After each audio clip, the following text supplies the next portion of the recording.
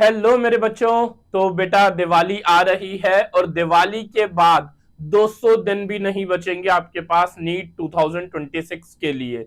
और अब वो टाइम है कि आपको एनसीईआरटी की हर एक लाइन, हर एक चीज बार बार पढ़नी, रिवीजन करनी स्टार्ट कर देनी चाहिए। हर एक चैप्टर को एनसीईआरटी की कौन सी हिडन लाइन है, समरी में क्या छुपा हुआ है, कहां से क्या क्वेश्चन बन सकते हैं, कितने अच्छे क्वेश्चन बन सकते हैं, वो सब सोचने का टाइम स्टार्ट हो चुका है।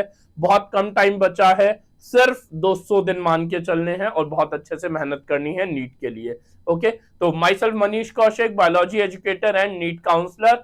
जैसे कि मैं अभी तक एनसीईआरटी हिडन लाइंस की सीरीज चला रहा हूं, हर एक चैप्टर को एक शॉर्ट समराइज करके आपको बता रहा हूं और वो सारी लाइंस बता रहा हूं जहां से क्वेश्चन बनते हैं, पीछे पिछले सालों में बने हुए हैं और नेक्स्ट ईयर में बन सकते हैं। ठीक है, तो वो सब हिडन लाइंस एनसीईआरटी की हम इस वीडियो में डिस्कस करेंगे। Okay, let's start.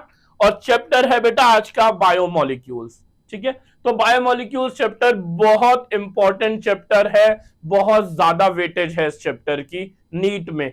सीबीएसई में तो है ही, नीट में भी इस चैप्टर से बहुत क्वेश्चंस आते हैं। मिनिमम 4 क्वेश्चन तो हर साल आ रहे हैं, तो बहुत इंपॉर्टेंट चैप्टर है। आपको बहुत ध्यान रखना है चीजों का। अगर मैं पहले पेज इंट्रोडक्शन की बात करूं तो इंट्रोडक्शन में यह बताया गया है कि भैया अगर मैं एक प्लांट टिश्यू, लिविंग टिश्यू लूं और साथ साथ अर्थ क्रस्ट का कुछ पार्ट लूं, तो दोनों का अगर मैं केमिकल एनालिसिस करूंगा तो लगभग सेम आएगा। लेकिन कुछ इंपॉर्टेंट बात जो हिडन लाइन के तौर पे आपको याद रखनी है कि however a closer examination reveals that relative abundance of carbon and hydrogen with respect to other elements is higher in any living organism than in earth crust। तो कार्बन एंड हाइड्रोजन की रिलेटिव अबंडेंस को compare करोगे with respect to other elements, वो हमेशा living organism में ज्यादा होगी as compared to earth crust. तो फर्स्ट पैराग्राफ की एक हिडन लाइन जहां से करेक्ट इनकरेक्ट करके क्वेश्चन बन सकता है, ये आपको याद रखना है। फिर how to analyse chemical composition, ये बहुत सिंपल सा कंसेप्ट था जो हम ऑलरेडी लाइव क्लासेस में ऑलरेडी पढ़ चुके हैं, प्लेलिस्ट बनी हुई है, वहां पे सारे लेक्चर्स रिकॉर्डेड हैं। तो हमने कोई भी लिविंग टिश्यू लिया, ट्राइक्लोरोएसिटिक एसिड डाला, उसका मोर्टार एंड पेसल से पेस्ट बनाया, पेस्ट बनाने के बाद फिर हमने उसे फिल्टर किया चीज क्लॉथ या कॉटन यूज करके। जो नीचे आ गया वो फिल्ट्रेट है, जो ऊपर ही रह गया, जो फिल्टर नहीं हो पाया वो रिटेंटेट है। Filtrate is also called as acid soluble pool, retentate is also called as acid insoluble pool. ऊपर वाले में मैक्रोमोलिक्यूल्स आएंगे, नीचे वाले में माइक्रोमोलिक्यूल्स आएंगे। लेकिन लिपिड एक माइक्रोमोलिक्यूल है लेकिन मिलता हमेशा एसिड इनसोल्यूबल पूल में है, मतलब रिटेंटेट में मिलता है। इसका रीजन क्या होता है? लिपिड होता तो माइक्रोमोलिक्यूल ही है लेकिन लिपिड जो है वो वाटर इनसोल्यूबल होता है। तो जैसे ही वो एक्वस सॉल्यूशन के कांटेक्ट में आता है, वाटर के कांटेक्ट में, तो वेसाइकल फॉर्म कर लेता है और वो वेसाइकल मिलके एक लार्ज साइज की होती है जिसकी वजह से वो हमेशा ही रिटेंटेट में मिलते हैं। ओके, तो इसमें यही सब चीजें हैं जो मैंने आपको बताई। एज सच कोई हिडन लाइन नहीं है। हिडन लाइन के तौर पे आती है बेटा जी टेबल, बहुत इंपॉर्टेंट टेबल है ये। इस टेबल में आपसे पूछा जाएगा कि अर्थ क्रस्ट में सबसे अबंडेंट क्या है। अर्थ क्रस्ट में सबसे अबंडेंट देख लोगे ऑक्सीजन, ऑक्सीजन के बाद ये देखो सिलिकॉन, एस ऐसे देखना है। ठीक है, और बाकी चीजें ऐसे ही ह्यूमन बॉडी में देखोगे तो ये आ गया बेटा ऑक्सीजन, ऑक्सीजन के बाद कार्बन, ऐसे कंपेयर करोगे। ऐसा भी क्वेश्चन बन सकता है कि भैया सल्फर जो है वो अर्थ क्रस्ट में ज्यादा है या ह्यूमन बॉडी में ज्यादा है।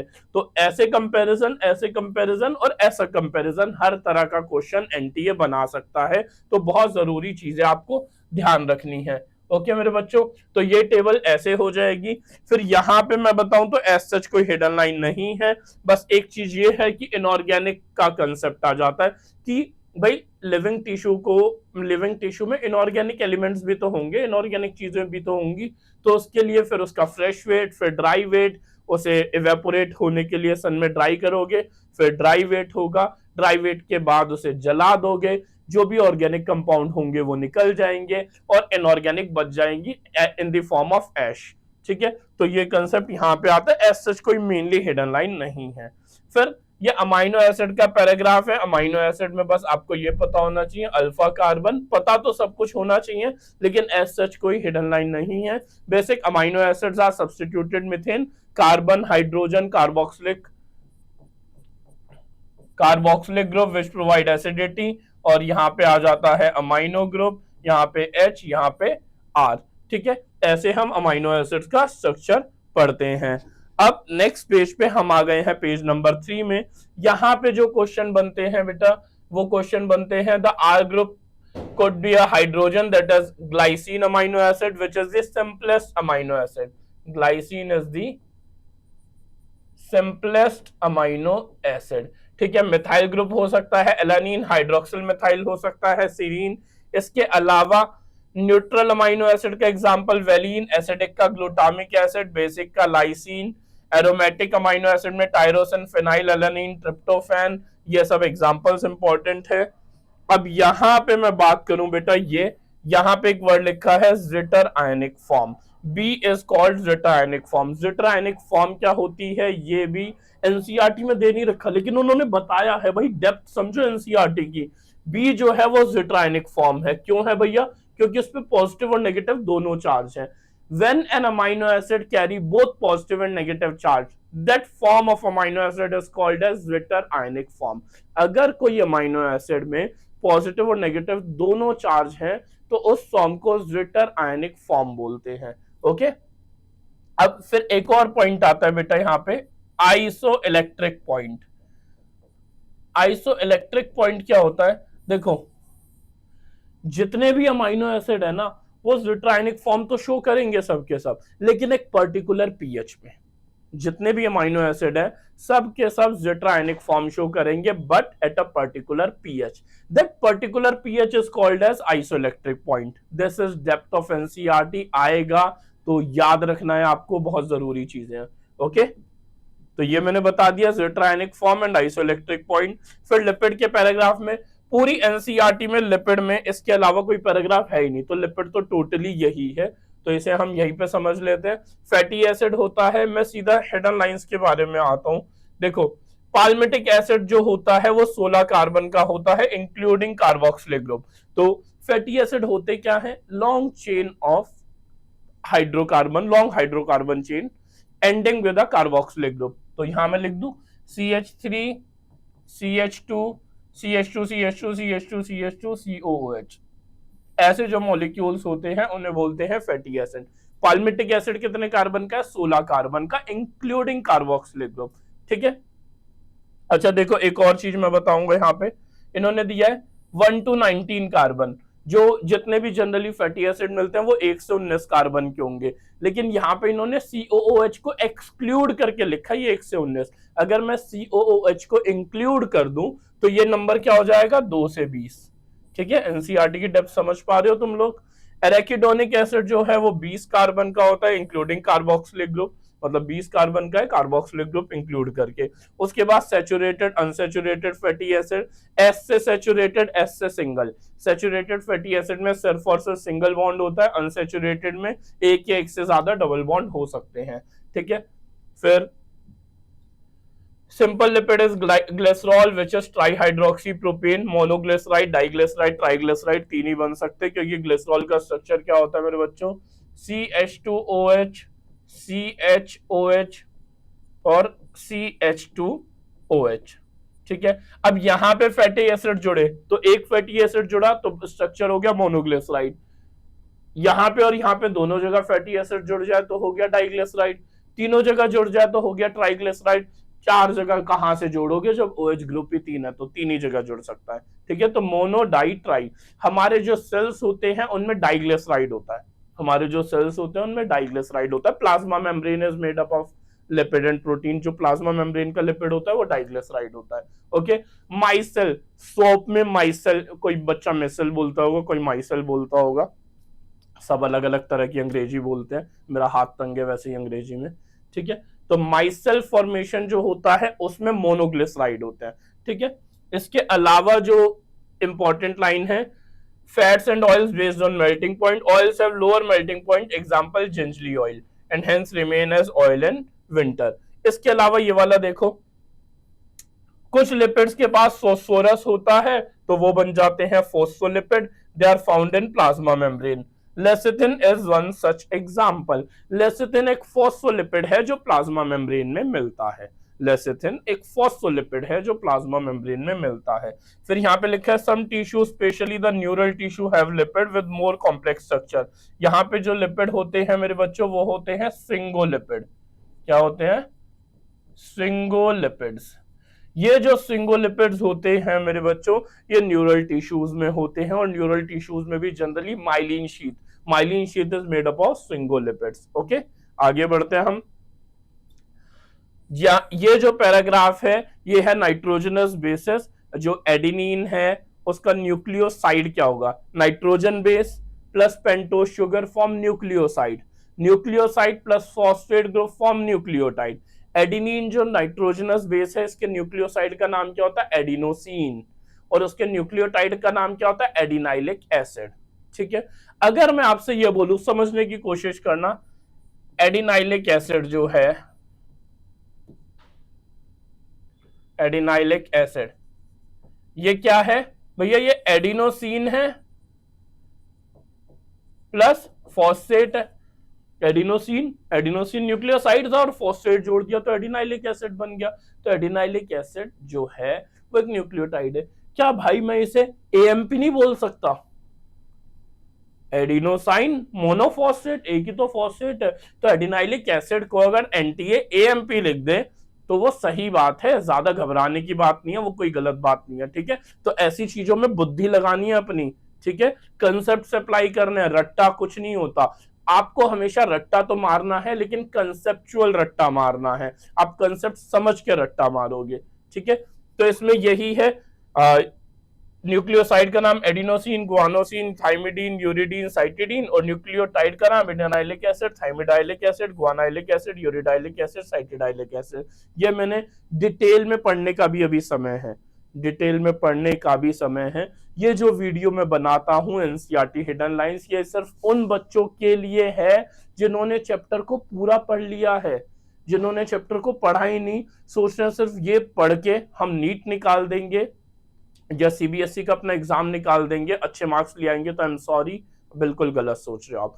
NCERT hidden lines is only for those जिन्होंने चैप्टर को अच्छे से पढ़ लिया है। अगर आपने नहीं पढ़ा तो प्लेलिस्ट में मैंने लाइव क्लासेस लेके ये चैप्टर पढ़ाया है, प्लेलिस्ट में ये चैप्टर आपको मिल जाएगा। लाइव क्लासेस अभी भी चल रही हैं, तो वहां से पहले चैप्टर पढ़ो और फिर यहां से इसे कवर करो। Okay, that's all. ये पेज ओवर होता है भैया। ये जो पेज है ना, ये तो हिडन क्या छोड़ो, ये तो डायरेक्ट ही इंपॉर्टेंट है। ठीक है, this page is all about structures, और जितने भी स्ट्रक्चर्स हैं वो सारे के सारे ए टू जेड इंपॉर्टेंट है। ठीक है, कार्बोहाइड्रेट का ग्लूकोज, राइबोज, अमीनो एसिड के 3 है, इससे भी ज्यादा इंपॉर्टेंट है और भी स्ट्रक्चर 12th क्लास में बायोमोलिक्यूल्स केमिस्ट्री में भी आता है, तो वहां पे तो और सारे स्ट्रक्चर्स हैं। तो इसीलिए ये पेज तो पूरे का पूरा ही इंपॉर्टेंट है। ओके, तो ये आपको एग्जैक्टली सारे स्ट्रक्चर्स केमिस्ट्री और बायोलॉजी में याद रखने हैं। नेक्स्ट टॉपिक आ जाता है मेरे बच्चों, प्राइमरी एंड सेकेंडरी मेटाबोलाइट। इस टॉपिक में पता नहीं बच्चों को बहुत दिक्कत आती है कि सर एग्जैक्टली है क्या प्राइमरी और सेकेंडरी मेटाबोलाइट। प्राइमरी और सेकेंडरी मेटाबोलाइट होते हैं बेटा, प्राइमरी मेटाबोलाइट्स वो होते हैं जो डायरेक्ट मेटाबॉलिज्म में इंक्लूडेड है, फिजियोलॉजिकल रोल है, वो ग्रोथ एंड डेवलपमेंट में डायरेक्ट रोल प्ले करते हैं, जिनका फिजियोलॉजिकल फंक्शन है और हमें पता भी है, वो सब प्राइमरी मेटाबोलाइट्स है। ठीक है, जैसे कार्बोहाइड्रेट, प्रोटीन, लिपिड, हमें पता है इनका, भाई कार्बोहाइड्रेट से एनर्जी मिलेगी, प्रोटीन जो है वो मसल्स की ग्रोथ में इंपॉर्टेंट है, हार्मोन्स की तरह काम करते हैं, फिजियोलॉजिकल फंक्शन पता है हमें। ठीक है, तो ये सब प्राइमरी मेटाबोलाइट्स हैं। लेकिन प्राइमरी मेटाबोलाइट्स की एक इंपॉर्टेंट लाइन और बता देता हूं, इससे आपको आसान हो जाएगा। Primary metabolites are almost same for all, ये हर किसी के लिए सेम ही है। मेरे लिए भी कार्बोहाइड्रेट है, प्लांट्स के लिए भी कार्बोहाइड्रेट है, ये सबके लिए सेम है। ठीक है, सेकेंडरी मेटाबोलाइट्स जो होते हैं मेरे बच्चों, ये वो मॉलिक्यूल्स हैं जो हर प्लांट्स के जनरली अपने अपने यूनिक है। हर प्लांट के अपने अपने या हर एक ऑर्गेनिज्म के अपने अपने यूनिक हो सकते हैं, मैं ये नहीं बोल रहा हमेशा यूनिक होते हैं। ठीक है, सबके अपने अपने यूनिक हो सकते हैं। ये जो हैं ये डायरेक्टली फिजियोलॉजिकल फंक्शन में रोल प्ले नहीं करते, डायरेक्ट फिजियोलॉजिकल फंक्शन में इनका कोई रोल नहीं है, और अगर है भी तो आज तक हम आइडेंटिफाई नहीं कर पाए हैं। ठीक है, अगर है भी तो आज तक हम आइडेंटिफाई नहीं कर पाए हैं, तो ये भी एक बात है प्राइमरी और सेकेंडरी मेटाबोलाइट्स की, ठीक है। अब इस जो टॉपिक है, इस टॉपिक में आपको जो मैंने समझाया है, ये कंसेप्ट समझने के बाद 110% ये टेबल रट्टा मारनी है भैया। पिछले 5 साल में 10 से ज्यादा क्वेश्चन मैं दिखा दूंगा इस टेबल से आपको। तो इस टेबल से तो हर साल क्वेश्चन आते हैं, ठीक है। ये पूरी टेबल याद हो जाती है। कई बार बच्चा सेलुलोज में भी कंफ्यूज हो जाता है कि भाई सेलुलोज का तो रोल है हमारी बॉडी, प्लांट्स की बॉडी में, प्लांट्स बॉडी की तो सेल वॉल ही सेलुलोज से बनी होती है, तो उसे हम सेकेंडरी मेटाबोलाइट क्यों मान रहे हैं भैया? सेल वॉल बनी है, स्ट्रक्चरल रोल है, फिजियोलॉजिकल तो अभी भी नहीं है ना। तो आपको याद रखना है सेलुलोज जो है वो भी एक सेकेंडरी मेटाबोलाइट के अंडर ही आता है। Is it okay? ठीक है। इसके बाद बायोमैक्रोमोलिक्यूल्स। अब भैया एक खतरनाक हिडन लाइन कि बायोमोलिक्यूल दो तरह के, मैक्रो और माइक्रो। माइक्रोमोलिक्यूल वो है जिनका मॉलिक्यूलर वेट जो है वो 1000 डाल्टन से कम है, लेकिन 1000 डाल्टन से कम भी पर्टिकुलर रेंज जो है वो है 18 to 800 डाल्टन, ठीक है। 18 से 800 डाल्टन, और यहां पे लिखा होगा कहीं लेस देन 1000 डाल्टन, ठीक है। अब बहुत जरूरी बात यह है, मैक्रोमोलिक्यूल्स क्या है? जिनका molecular weight greater than 1000 Dalton है, लेकिन ग्रेटर देन 1000 डाल्टन में इनका जो मॉलिक्यूलर वेट होता है वो 10,000 डाल्टन की रेंज में होता है। Have molecular weight in the range of 10,000 Dalton, ठीक है। अब मैंने शुरू में ही बताया था रिकॉर्डिंग के, इस लेक्चर के, इस वीडियो के एकदम स्टार्टिंग में ही, कि जितने भी लिपिड्स होते हैं, लिपिड्स होते माइक्रोमोलिक्यूल हैं, लेकिन वो मिलते कहाँ हैं? रेटेंटेट में, एसिड इनसॉल्युबल पूल में, क्योंकि वो वेसाइकल फॉर्म कर देते हैं। तो वही चीजें आगे आएंगी। देखो ये क्वेश्चन आने के चांसेस कम है, लेकिन एनटीए क्वेश्चन आ सकता है। तो भैया क्वेश्चन क्या है कि माइक्रो या मैक्रो में से किन्हें हम बायोमोलिक्यूल्स बोलते हैं? दैट इज माइक्रोमोलिक्यूल्स और सिंपली बायोमोलिक्यूल। हम माइक्रोमोलिक्यूल्स को बायोमोलिक्यूल्स मानते हैं, मैक्रो को नहीं, अकॉर्डिंग टू एनसीईआरटी, ठीक है। Micromolecules are simply biomolecules, okay. फिर बाकी ये हम पढ़ चुके हैं, एटॉमिक वेट मैंने बता दिया। फिर भैया 2-3 हिडन लाइन इस पैराग्राफ से और बनती है, वो मैं बता देता हूं। एक तो ये, lipids are not strictly macromolecule. Lipids जो है वो मैक्रोमोलिक्यूल नहीं है, स्ट्रिक्टली मैक्रोमोलिक्यूल नहीं है, क्योंकि लिपिड मिलते बेशक ही एसिड इनसोल्यूबल पूल में है, लेकिन है वो माइक्रोमोलिक्यूल। इसके अलावा जो भी एसिड सोल्यूबल पूल में मिलता है, एसिड सोल्यूबल पूल में क्या क्या मिलता है? छोटे molecule, monosaccharides, nitrogenous bases, amino acid, ये जो है दीज रिप्रेजेंट रफली दी साइटोप्लाज्मिक कंपोजिशन। मतलब जो भी एसिड सोल्यूबल पूल में मिलता है वो बताता है, वो जो होता है वो साइटोप्लाज्मिक कंपोजिशन होता है। लेकिन जो मैक्रोमोलिक्यूल्स हैं वो साइटोप्लाज्म और ऑर्गेनेल्स के मिलके वो एसिड इनसोल्यूबल फ्रैक्शन के बताता है। मतलब जो मैक्रोमोलिक्यूल्स हैं वो साइटोप्लाज्म में तो मिल ही सकते हैं और ऑर्गेनेल्स के अंदर मिल सकते हैं, लेकिन साइटोप्लाज्म में जनरली एसिड सोल्यूबल पूल मतलब माइक्रोमोलिक्यूल्स ही मिलते हैं। Is it okay? इसके अलावा एक हिडन लाइन ये इंपॉर्टेंट याद रखना है, what is the most abundant chemical in living organism. जब क्वेश्चन आएगा ना which of the following is the most abundant chemical, तो तुम उस टाइम पे सोचोगे यार पानी को तो हम केमिकल नहीं मानते, तो पानी तो आंसर नहीं होगा। तो आंसर ये होना चाहिए, नहीं बेटा, एनसीईआरटी की लाइन है, water is the most abundant chemical in living organism, ठीक है। और फिर ये टेबल, वाटर सबसे ज्यादा, इसके बाद प्रोटीन, इसके बाद न्यूक्लिक एसिड, ठीक है, उसके बाद कार्बोहाइड्रेट, फिर लिपिड्स और फिर आयंस। देखो मेरे पास तो 11वीं 12वीं में मैथ्स भी थी, मैं पीसीएमबी वाला बच्चा हूं, तो मैथ्स में एक चैप्टर आता है पीएनसी, परमुटेशन एंड कॉम्बिनेशन। तो आप सबसे ऊपर तो वाटर है, वो तो याद हो गया। उसके बाद प्रोटीन, फिर न्यूक्लिक एसिड, फिर कार्बोहाइड्रेट, प्रोटीन, फिर न्यूक्लिक एसिड, फिर कार्बोहाइड्रेट, और फिर बचा क्या? लिपिड, वो उससे नीचे चला जाएगा। तो ऐसे आप इसे याद रखिएगा, okay.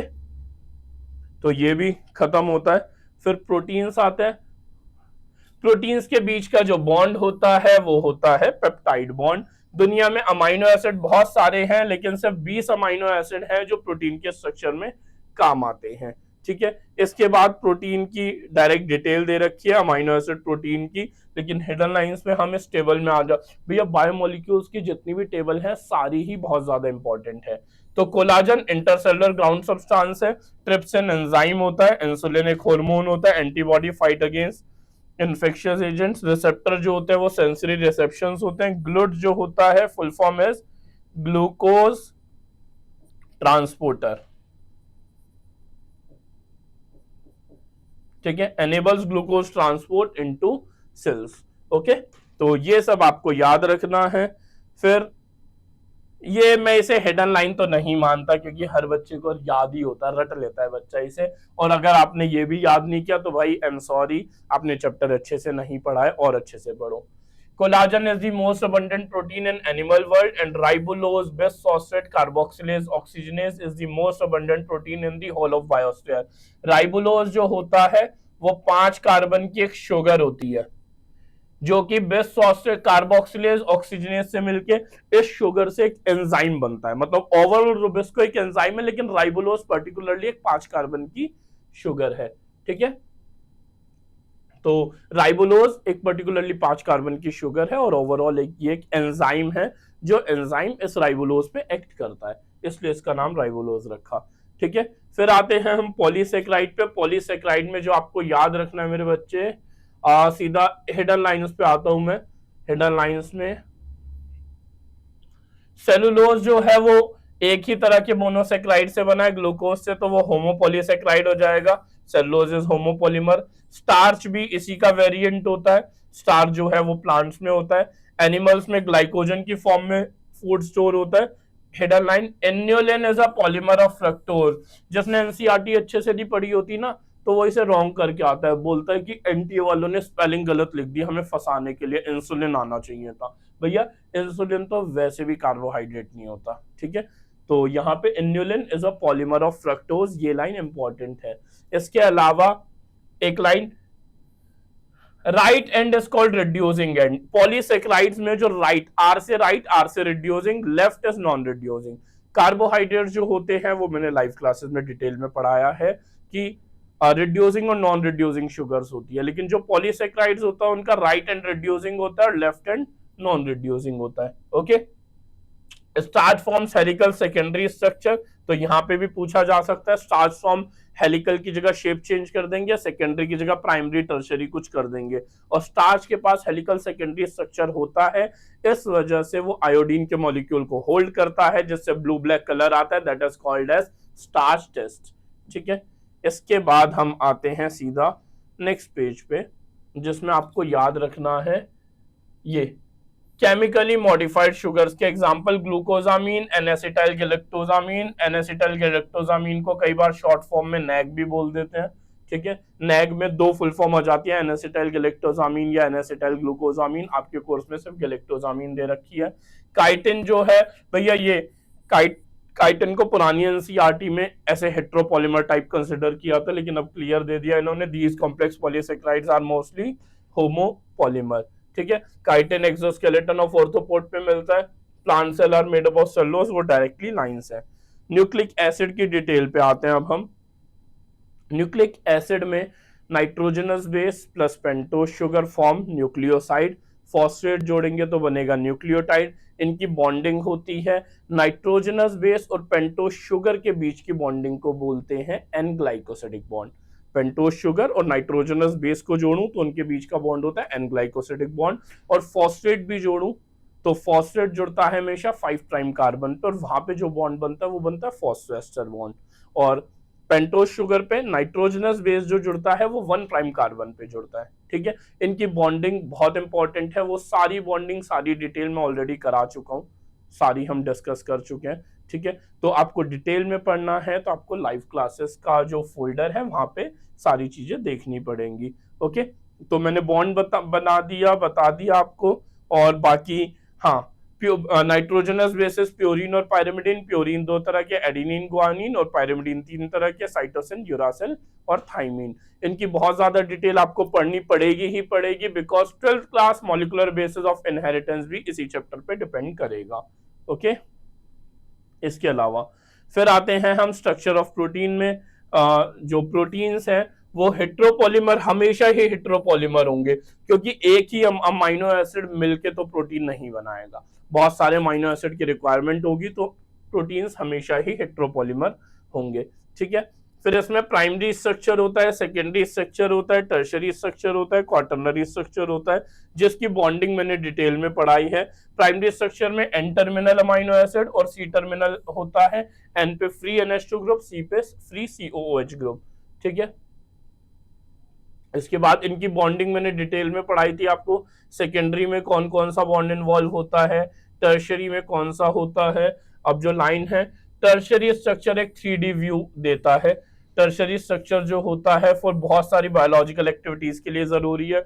Almost all enzymes are made up of tertiary structure of proteins, ठीक है। जितने भी एंजाइम हो वो सब के सब टर्शरी स्ट्रक्चर से मिलके बनते हैं।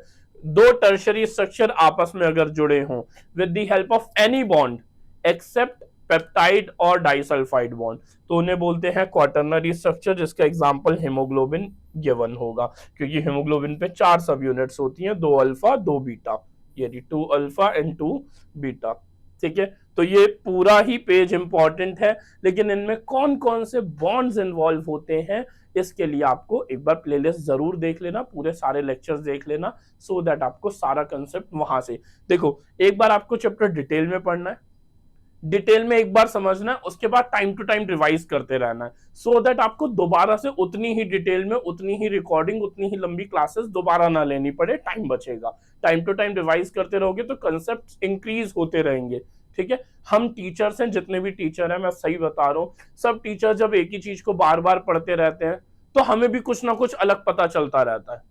वैसे ही तुम्हें तो बहुत जरूरी है रिवीजन, क्योंकि तुम्हें चीजों को रिटेन करके रखना है, तुम्हें चीजों को रिटेन करना है अपने एग्जाम के लिए, ओके, ठीक है। फिर ये ग्लाइकोसिडिक बॉन्ड, ये सब बेटा डिलीटेड पार्ट है, अब ये एनसीईआरटी से डिलीट हो चुका है।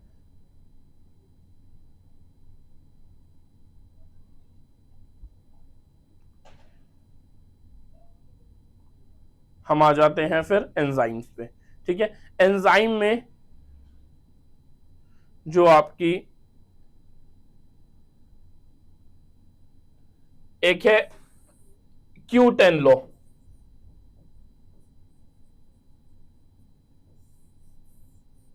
एंजाइम में कहा जाता है Q10 law, every 10 degree rise in temperature will double the rate of reaction, ठीक है। Q10 लॉ आ जाता है। इसके अलावा carbonic anhydrase is the fastest enzyme of the world. In the absence of any enzyme, this reaction is very slow with about 200 molecules being formed. लेकिन अगर carbonic anhydrase है तो देखो ये स्पीड कितनी ज्यादा बढ़ गई है, ठीक है। इसके बाद कार्बोनिक एनहाइड्रेज फास्टेस्ट एंजाइम हो गया। हाँ, फिर एक कंसेप्ट ये आता है बेटा, देखो जो एंजाइम है वो रेट ऑफ रिएक्शन को बढ़ाता है, लेकिन कैसे बढ़ाता है? एंजाइम जो है वो एक्टिवेशन एनर्जी को कम करके रेट ऑफ रिएक्शन को बढ़ाता है, एक्टिवेशन एनर्जी को कम करके रेट ऑफ रिएक्शन को बढ़ाता है, ओके। अब इसके साथ साथ हाँ, ये और कंसेप्ट समझो, देखो यहाँ पे सबस्ट्रेट का लेवल यहाँ है और प्रोडक्ट का लेवल यहाँ है, तो सबस्ट्रेट की लेट से एनर्जी 10 थी और प्रोडक्ट की एनर्जी कितनी है 2, तो सबस्ट्रेट की एनर्जी हाई थी और प्रोडक्ट की लो थी, मतलब यहां से जब प्रोडक्ट पे गया तो एनर्जी कम हुई है, मतलब कुछ एनर्जी जो है वो रिलीज हुई होगी, और एनर्जी रिलीज हुई होगी तो रिएक्शन क्या हो गई? एक्सोथर्मिक। लेकिन अगर सबस्ट्रेट का लेवल ये था और प्रोडक्ट का लेवल यहां आता, प्रोडक्ट का लेवल जो है वो यहां पे आता कहीं, तो सबस्ट्रेट की एनर्जी 10 थी और प्रोडक्ट की एनर्जी हो गई 15, मतलब एनर्जी जो है वो बड़ी है, मतलब कहीं बाहर से एनर्जी ली होती, तो जब ये रिएक्शन हो जाती एंडोथर्मिक, जब ये रिएक्शन हो जाती एंडोथर्मिक, ठीक है। तो ये भी जरूरी कंसेप्ट है आपका इस चैप्टर का, जिससे क्वेश्चन आता है। फिर लॉक एंड की हाइपोथेसिस जो हर बच्चा पढ़ता है और जरूरी है। फिर आ जाते हैं ये ग्राफ जो बहुत जरूरी है, कि एक पर्टिकुलर ऑप्टिमम टेम्परेचर पे ही और ऑप्टिमम पीएच पे ही रेट ऑफ रिएक्शन जो है वो मैक्सिमम होगा, उससे बढ़ाओगे या कम करोगे तो रेट ऑफ रिएक्शन कम होगा, ठीक है। अब इसमें जो टेम्परेचर वाला है बेटा, लो टेम्परेचर पे जो रेट ऑफ जो एंजाइम है वो इनएक्टिव हो जाता है, लो टेम्परेचर पे एंजाइम इनएक्टिव हो जाता है, और हाई टेम्परेचर पे जो एंजाइम है वो डीनेचर हो जाता है। तो ये बातें आपको याद रखनी है, हाई टेम्परेचर पे एंजाइम डीनेचर हो जाता है। अब सबस्ट्रेट की कंसंट्रेशन का ग्राफ जो है वो बहुत ज्यादा इंपॉर्टेंट है। देखो इसमें है क्या, अगर मैं सबस्ट्रेट को बढ़ाऊंगा तो रेट ऑफ रिएक्शन बढ़ेगा। देखो सबस्ट्रेट बढ़ाया, रेट ऑफ रिएक्शन बढ़ा, सबस्ट्रेट बढ़ाया, रेट ऑफ रिएक्शन बढ़ा। लेकिन एक पॉइंट ऐसा आएगा कि मैं सबस्ट्रेट बढ़ा भी रहा हूं तो भी रेट ऑफ रिएक्शन नहीं बढ़ेगा, वो अपनी मैक्सिमम लिमिट पे पहुंच गया है, वो अपनी मैक्सिमम लिमिट पे पहुंच गया है। ठीक है, तो ये जो है this is maximum rate of reaction. ठीक है, और सबस्ट्रेट की कंसंट्रेशन इसके बाद कितनी बढ़ाओ, रेट ऑफ रिएक्शन नहीं बढ़ेगा। तो एक साइंटिस्ट है माइकल एंड मेंटन, इन्होंने बताया कि भैया रेट ऑफ रिएक्शन जब एग्जैक्टली हाफ है Vmax/2, उस टाइम पे जो सबस्ट्रेट की कंसंट्रेशन है वो होगी Km, Michaelis Menten constant Km। ठीक है, तो इन्होंने ये बताया, लेकिन इसका कोई सिग्निफिकेंस भी तो होगा ना। इन्होंने तो डायरेक्ट बता दिया भैया Km ये होगा, सिग्निफिकेंस क्या होता है, Km की जो वैल्यू है वो बताती है affinity of an enzyme towards it's substrate. ठीक है, अगर Km की वैल्यू ज्यादा मतलब एफिनिटी कम, Km की वैल्यू कम तो एफिनिटी ज्यादा। ये रिलेशन आया कैसे है, कहां से आया है, तो इसके लिए रिक्वेस्ट है एक बार कंप्लीट लेक्चर्स देख लेना, बहुत ज्यादा बेनिफिट हो जाएगा, ये सारा कंसेप्ट बहुत अच्छे से समझ आ जाएगा। अभी एनसीईआरटी हिडन लाइंस की वीडियोस में मैं पूरा डिटेल में नहीं जाता, मैं सिर्फ बताता हूं कि कहां से क्या क्या क्वेश्चन बन सकते हैं। ओके, इसके बाद कंसंट्रेशन, फिर इनहिबिटर का कंसेप्ट आता है भैया। इसके ना एग्जाम्पल बहुत इंपॉर्टेंट है, inhibition of succinic dehydrogenase by malonate which closely resemble the substrate succinate in structure। तो कॉम्पिटिटिव इनहिबिटर जो होते हैं वो सबस्ट्रेट से एग्जैक्टली उनका स्ट्रक्चर मैच करता है, तो वो कॉम्पीट करते हैं सबस्ट्रेट से। इनहिबिटर और सबस्ट्रेट का स्ट्रक्चर ही सेम है, तो वो कॉम्पीट करते हैं, भाई मैं बाइंड करूंगा, नहीं मैं बाइंड करूंगा, नहीं मैं बाइंड करूंगा, और लड़ाई करते करते अगर इनहिबिटर बाइंड कर गया तो रेट ऑफ रिएक्शन ठप, रुक जाएगी। ठीक है, तो इसमें आप ठीक कर सकते हो इसे, आप सबस्ट्रेट की कंसंट्रेशन बढ़ा दो रिएक्शन में, अपने आप ठीक हो जाएगा। सबस्ट्रेट की कंसंट्रेशन बढ़ गई तो सबस्ट्रेट हमेशा इनहिबिटर से जीतेगा, वही बाइंड करेगा और रिएक्शन चलती रहेगी। नॉन कॉम्पिटिटिव इनहिबिटर खतरनाक वाली केस है भैया, इसमें जो सबस्ट्रेट है और इनहिबिटर है इनके स्ट्रक्चर डिसिमिलर होते हैं, अलग अलग होते हैं। इनहिबिटर इस बार सबस्ट्रेट से लड़ता भी नहीं है कि जा तो अपनी जगह बाइंड कर, उससे पहले मैं जाके एंजाइम पे बाइंड कर जाऊंगा और एंजाइम के स्ट्रक्चर को ही खराब कर दूंगा कि तू बाइंड भी नहीं कर पाएगा। मतलब नॉन कॉम्पिटिटिव, वो सबस्ट्रेट से लड़ नहीं रहा, वो सीधा एंजाइम पे बाइंड करके एंजाइम के स्ट्रक्चर को चेंज कर देता है, जिसकी वजह से सबस्ट्रेट बाइंड भी नहीं कर पाता। ये ज्यादा खतरनाक है।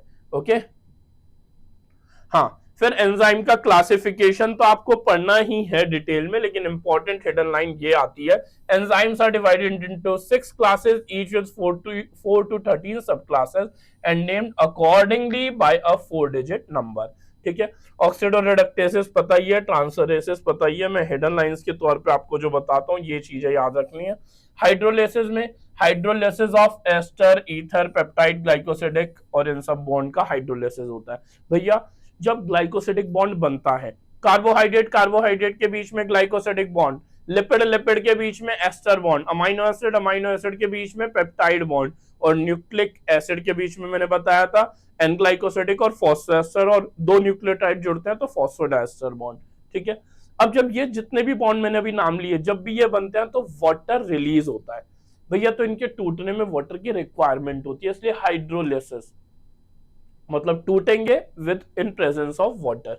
ओके, लेकिन लाइसिस में रिमूवल ऑफ ग्रुप होगा, लेकिन कोई भी मैकेनिज्म हो हाइड्रोलिसिस ना हो, कोई भी मैकेनिज्म हो हाइड्रोलिसिस ना हो, और कार्बन डबल बॉन्ड कार्बन के बॉन्ड बने, सी डबल बॉन्ड सी बनने चाहिए, दैट इज लाइसिस।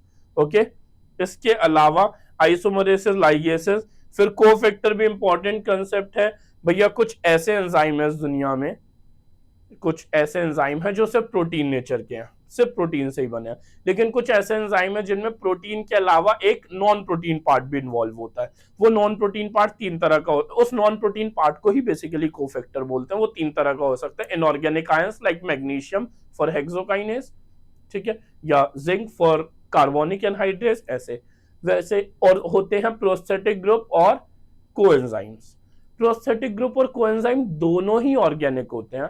फिर डिफरेंस क्या होता है, पी से प्रोस्थेटिक, पी से परमानेंट। जो प्रोस्थेटिक ग्रुप होता है वो प्रोटीन पार्ट से परमानेंटली बाइंड होता है, लेकिन कोएंजाइम जो होता है वो प्रोटीन पार्ट से सिर्फ टेम्परेरीली बाइंड होता है। जब जरूरत होगी एंजाइमेटिक एक्शन होगा तो बाइंड करेगा, वरना नहीं करेगा। ठीक है, इसमें फिर आपको कुछ एग्जांपल्स याद रखने हैं। ठीक है, अच्छा यहाँ पे एक वर्ड लिखा है एपो एंजाइम। एपो एंजाइम क्या होता है, protein part of that enzyme. ठीक है, जो मैंने बोला कि कॉन्जुगेटेड एंजाइम का जो प्रोटीन पार्ट होता है उन्हें एपो एंजाइम बोलते हैं। peroxidase and catalase which catalyze the breakdown of hydrogen peroxide to water and oxygen, heme is the prosthetic group and it is a part of active site। ठीक है, coenzyme के example दे रखे होंगे, nicotinamide adenine dinucleotide that is NAD या NADP, और इसके अलावा zinc मैंने अभी बोला था 2 मिनट पहले, जिंक जो है वो कार्बोक्सीपेप्टाइडेज का कोफैक्टर होता है। इसके अलावा बेटा जी एनसीईआरटी की समरी जो है, समरी में एज सच कोई बहुत ज्यादा हिडन लाइन नहीं थी, लेकिन समरी आपको कभी भी मिस नहीं करनी है, हमेशा समरी को बहुत अच्छे से पढ़ना है। और बायोमोलिक्यूल चैप्टर मैंने सारा एक बार करा दिया है। ठीक है, सारी चीजें मैंने बायोमोलिक्यूल्स की आपको बता दी हैं, तो हर एक चीज आपको याद रखनी है और अच्छे से पढ़ लेना। और साथ साथ अभी 200 दिन बचे हैं, इसे 200 दिन को बहुत ज्यादा मत मानो, ये बहुत कम है, सिर्फ 200 दिन बचे हैं। अच्छे से हर एक दिन को सीरियस लो, दिवाली की छुट्टियों को अच्छे से यूटिलाइज करना, कुछ बैकलॉग कंप्लीट करना और कुछ नेक्स्ट टेस्ट की तैयारी करना, दोनों चीजें करना। प्योरली बैकलॉग में मत लगना, प्योरली नए टेस्ट की तैयारी में मत लगना। ठीक है, दोनों चीजों को बैलेंस करके चलना, अच्छे से पढ़ते रहो और भरोसा रखो हो जाएगा। अगर मेहनत कर रहे हो तो फल मिलेगा ही मिलेगा। ओके, तो नेक्स्ट वीडियो में मिलते हैं फिर किसी एक नए चैप्टर की हेडर लाइंस के साथ, पूरा चैप्टर जब आपको कराया जाएगा हेडर लाइंस के साथ साथ। ओके, तो मिलते हैं दोबारा बेटा, bye bye, take care, God bless you, all the very best.